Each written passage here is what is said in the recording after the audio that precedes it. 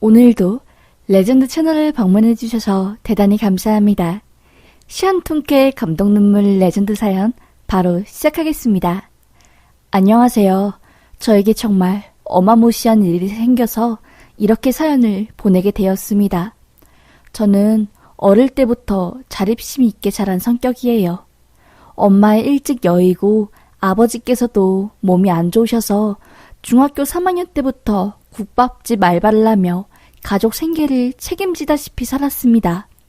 거의 다 쓰러져가는 초가집 같은 곳에서 할머니와 아빠와 살았는데 경제적 활동을 할 수 있는 사람이 저뿐이었으니 말이죠. 일찌감치 고등학교 진학을 포기하고 나이를 속인 뒤 일을 했습니다. 제가 고등학생인 것을 알면 아무도 절 써주지 않을 게 뻔했으니 말이지요. 악착같이 일했어요. 밤낮 없이 일해서 번 100만 원 조금 넘는 돈으로 쪼개고 쪼개서 저축도 하고 할머니 아빠 약 사드리고 병원 가고 다 할 수 있을 정도였으니 말이죠. 할머니는 제가 성인이 되셨을 때 돌아가셨어요. 그 이후로 아버지는 급격하게 병이 악화되어서 3년간의 투병 생활 끝 결국 할머니를 따라가셨습니다. 하도 어릴 때부터 온갖 풍파를 다 겪고 살아와서 그런지 할머니 아빠가 떠났을 때 그냥 담담하더라고요. 이제 세상에는 나 혼자 남았구나. 정신 바짝 차리지 않으면 파도에 휩쓸려 가겠다 하고요. 그래서 슬퍼할 틈도 없이 할머니와 아빠와 같이 살았던 집을 처분했습니다. 값이 얼마 나가지도 않는 이놈의 집 때문에 기초생활수급자가 아니라 차상위계층으로 분류되어 지원금도 받지 못하고 힘들었거든요. 하여튼 그렇게 마음의 짐을 하나둘씩 덜어내고 다시 일어났던 것 같아요. 제가 그때 강원도에서 살았는데 아빠와 할머니가 떠나신 이후에는 서울로 상경했습니다. 수중에 있던 돈 몇 푼으로 서울에 있는 한 원룸을 얻었고 나머지 돈으로는 학원을 등록했어요. 곰곰이 생각해보니까 이대로 그냥 젊음을 팔면서 시간제 일을 하면 언젠간 나도 쓸모 없어져서 벌어지겠구나. 더 이상 경제활동을 하지 못할 날이 반드시 오겠구나 생각을 해서 미용학원을 등록했습니다. 정말 비쌌어요.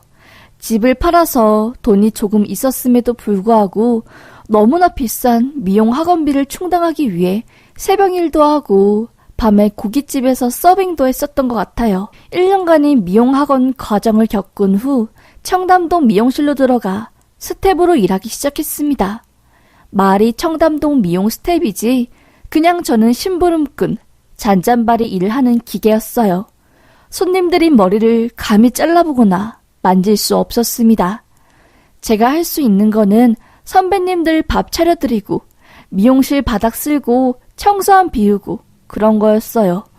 누가 보면은 왜 저런 일을 하나 싶을 수도 있겠지만 어쨌든 전 이 모든 게 경험이고 언젠가는 나의 밑거름이 될 거다 라고 생각했습니다. 그렇게 정말 스텝 일만 5년 정도 했을 때 조금씩 손님들이 머리를 손질할 수 있게 되었어요. 맨날 머리카락만 쓸고 선생님들 다 밥 드시고 남은 반찬에 찌꺼기만 먹던 제가 드디어 머리를 손질할 수 있는 기회가 왔을 때 집에서 얼마나 엉엉 울었는지 몰라요. 제가 처음으로 머리를 손질해준 첫 손님께서는 무척이나 마음에 들어 하셨어요. 벌벌 떨면서 머리를 잘랐는데 그게 티가 났나 봐요. 그 손님은 저에게 처음이에요? 원래 저 담당하는 쌤 있는데 휴가라서 그냥 막내 미용사분들 중에 아무나 잘라달라고 했는데 아이고 너무 떠네. 괜찮으니까 긴장하지 말고 머리 잘라요. 난 상관없어요. 하면서 제 마음을 다독여주는 겁니다. 손님이 말에 힘을 얻고 스타일링을 해드린 결과는 대만족이었지요. 그 손님은 그 이후로 미용실에 올 때마다 항상 저를 지정해 주셔서 찾으셨고 그렇게 선배 미용사분들께 제 실력을 조금씩 인정받게 되었어요. 그런데 하루는 그 손님이 저에게서 머리를 자른 뒤 갑자기 조심스럽게 명함을 건네는 겁니다. 자기는 요 근처에서 스타트업 회사를 운영하고 있는데 사실 제가 너무 마음이 든다고. 처음 내 머리 잘랐을 때 벌벌 떠는 모습이 자기 사회 초년 시절 같아서 자꾸 마음이 쓰였는데 며칠 전에 이게 사랑인 걸 알았다고 하며 고백을 하는 겁니다. 부담 가지지 말고 마음 있으면 연락 달라고 하면서요. 깜짝 놀랐지만 솔직히 속으로 뛸 듯이 좋았어요. 저렇게 잘생기고 착한 손님이 내가 좋다니 무슨 다른 꿍꿍이가 있는 건 아닐까 하는 마음이 들 정도였습니다. 그렇게 저는 용기를 내서 그분을 사적으로 만나게 되었어요. 처음으로 밖에서 만난 날 저희들은 정말로 많은 이야기를 나누었습니다. 아직도 기억이 나는 게 오후 1시에 한 커피숍에서 만났는데 9시까지 그 커피숍에서 한 번도 안 쉬고 이야기를 나누었어요. 태어나서 이렇게 말이 잘 통하는 남자는 처음이었습니다. 나름 힘든 일을 겪으며 누구보다 강하고 기센 여자인 줄 알았는데 저도 사랑하는 사람 앞에선 한없이 약한 그런 여자일 뿐이더라고요. 그날 저는 꽁꽁 숨기고 싶었던 저희 가정사에 대해 말했어요. 그러자 그 남자도 본인만의 비밀이었던 불우한 가정사를 말하는 겁니다. 그 남잔 어릴 때 아빠가 바람나셔서 집 나가시고 엄마께서 홀로 키우셨는데 어머님은 이상한 종교에 빠지셔서 제정신이 아니었다고 해요. 그래서 그 남자는 대학교에 들어가자마자 엄마와 연을 끊었답니다. 그렇게 저희는 둘만의 비밀 이야기를 주고받으며 급속도로 가까워졌고 그렇게 사귀게 되었어요. 정말 하루하루 행복했습니다. 그렇게 연애를 하며 전 미용실 일에 집중했고 몇 년간 갈고 닦은 실력 덕분인지 저를 찾아주시는 손님들이 정말 많아졌어요. 어떤 달은 한 달에 1,000만 원을 벌 정도로 사랑을 많이 받았습니다. 그렇게 정말 몰두해서 일할 때 저에게 손가락이 굳어가는 병이라고 해야 하나요? 그런 증상이 나타난 겁니다. 가위를 손가락에 끼고 머리를 자르는 연습을 하도 많이 하다 보니 손가락 관절이 닳아버린 거였지요. 버티고 버티다가 할 수 없이 미용실을 관두었어요. 제 인생이 전부나 다름없었던 미용실 일을 할 수 없게 되니 정말 힘들었습니다.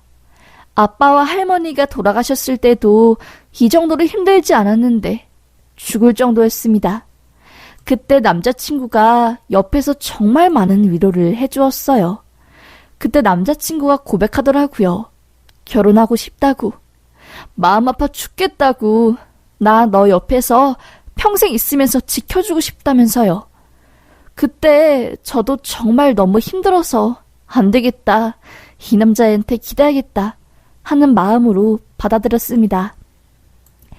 남자친구나 저나 둘 다 부모님이 안 계셨고 그렇게 뭔가 크게 나서서 일 벌이는 걸 싫어해서 혼인신고만 한 채 그냥 신혼여행을 크게 갔다 오는 걸로 했어요. 스타트업 회사이지만 국가의 지원을 받는 내실 탄탄한 기업이었기에 신혼집은 남편이 서울 노른자 땅에 마련했어요. 저도 미용실을 하며 모아둔 돈이 꽤 있었지만 좀 남편에 비해 초라한 수준이었고요. 하여튼 그렇게 신혼여행을 갔다 온 후 신혼집에 들어간 지 3주 조금 넘었을 때 임신한 걸 알았어요. 아랫배가 묵직하고 다른 때랑 다르게 몸이 살짝 감기 걸린 것처럼 아프길래 이상하다 싶었지요. 직감은 틀리지 않나 봐요. 테스트기에서 2줄이 나왔습니다. 상상도 못했던 임신이라 처음에는 당황스러웠지만 금세 기분이 좋아졌어요. 제 뱃속에 있는 아이가 저희 마음을 위로해 주었기 때문입니다.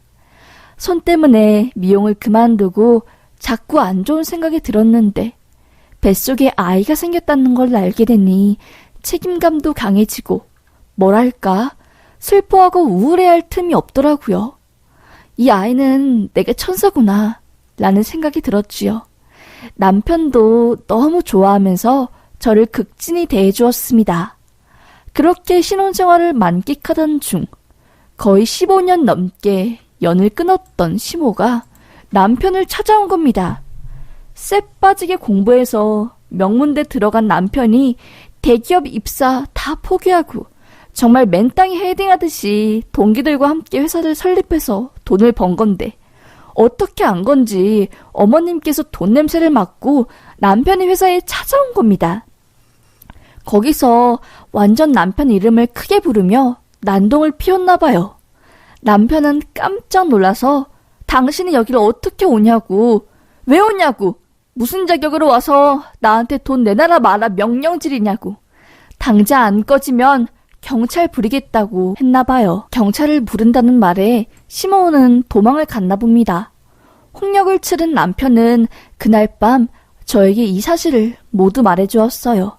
10여 년 만에 엄마가 날 찾아왔는데 회사에 와서 직원들 다 있는데 난동 부리고 정말 미치는 줄 알았다고, 또 이상한 종교에 빠져서 그 종교에서 아들한테 돈 뺏어오라고 하며 내 정보를 어떻게 캐내서 엄마한테 건네준 것 같은데 미치겠다고 하며 제 품에 안겨 엉엉 우는 겁니다. 전 너무 깜짝 놀랐죠. 아니, 세상에 이런 사람도 엄마라고 말할 자격이 있는 건가? 정말 미친 건가 싶었습니다. 직원들 앞에서 본인이 수치와도 같은 가정사를 들켰으니 얼마나 충격이 컸겠어요. 겨우겨우 남편을 달랬어요. 워낙 강한 사람이라 금방 괜찮아졌지요. 그렇게 사건이 일단락 된 줄 알았습니다. 하지만 저에게 엄청난 일이 생겼어요. 배가 불러서 허리를 굽힐 수도 없고 집안일도 도저히 할 수가 없어서 더러워진 하얀색 이불을 들고 빨래방에 가려던 참이었어요. 맡기면 배달도 해주고 집에서 멀지 않았기 때문이에요. 제가 덮는 얇은 하얀색 이불을 들고 현관문을 나서려는데 문을 열자 문 뒤에 있는 사람의 문이 탁 걸린 겁니다. 저는 너무 깜짝 놀라서 누구세요? 누구신데 남의 집 앞에 계세요? 네? 라고 하니까 갑자기 그 아줌마가 저를 위아래로 훑어보느니 혁준이 와이프니 니년이? 라는 겁니다. 니년이? 언제 나를 봤다고 반말을 하시지? 어이가 없어서 전 말했죠. 네, 제가 김혁준 와이프 되는 사람입니다. 그런데 누구신데 다짜고짜 반말하고 욕을 하세요? 네? 라고 소리 지르자 그 아줌마는 갑자기 제 머리를 쥐어잡으며 소리를 치는 겁니다. 네가 뭔데 우리 혁준이랑 결혼을 해? 우리 혁준이는 결혼하면 안 되는 애야. 우리 신도들이 혁준이를 잡으려고 얼마나 노력을 많이 했는데 니깎게 뭔데 혁준이를 데려가? 라고 하더니 제 배를 보며 너 임신했니? 이 불결하고 더러운 것, 천한 것, 천하디 천한 것이구나 하면서 저를 밀치고 제 배를 마구잡이로 밟는 겁니다. 하지 말라고 막 소리쳤어요. 하지만 그 아줌마는 정말 신들린 듯이 거의 개거품을 물고 저를 밟기 시작했어요. 정말 배가 찢어질 것 같은 고통에 휩싸인 저는 거의 기절 직전까지 갔습니다. 그때 아래쪽에서 뜨거운 무언가가 나오면서 제가 가지고 나온 하얀색 얇은 이불이 붉게 물들었어요. 그걸 보고 깜짝 놀란 아줌마는 냅다 도망가려는데 정말 기적처럼 엘리베이터에서 문이 열려 옆집 사람이 복도로 들어온 겁니다. 제가 바닥에 쓰러져 있고 붉게 물들인 이불을 꼭 잡은 채 살려달라고, 저 사람 잡아달라고 하니 그 청년이 화들짝 놀라 도망가는 아줌마를 잡았고 경찰에 신고했어요.